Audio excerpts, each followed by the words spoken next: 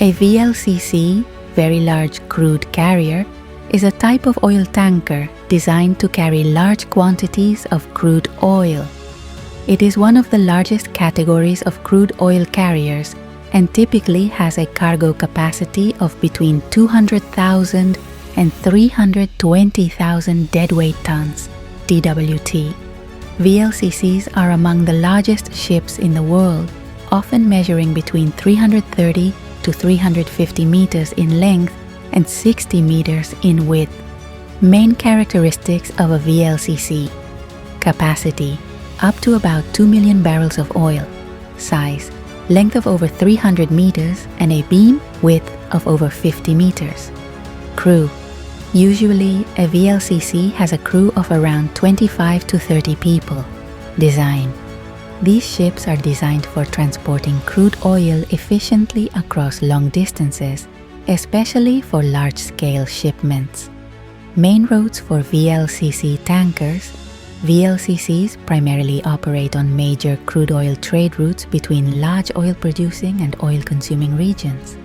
Some of the main routes are Middle East to Asia, particularly China, Japan, South Korea. The Persian Gulf, notably from ports like Saudi Arabia, UAE, and Iraq, is a major source of crude oil. VLCCs transport this oil to Asia, which is one of the largest consumers of crude oil. Middle East to Europe, Mediterranean. VLCCs also transport crude oil from the Middle East to ports in Europe, primarily via the Suez Canal.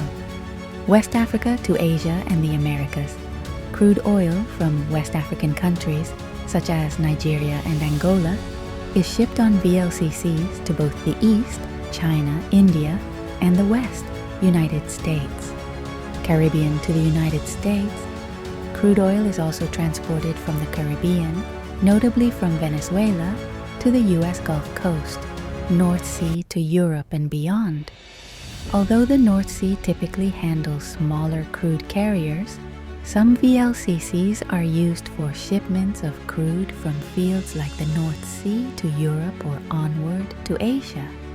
These routes depend on global oil production, seasonal factors, and shifts in demand, especially driven by political factors such as changes in production policies, e.g., OPEC decisions, or economic conditions in consuming regions.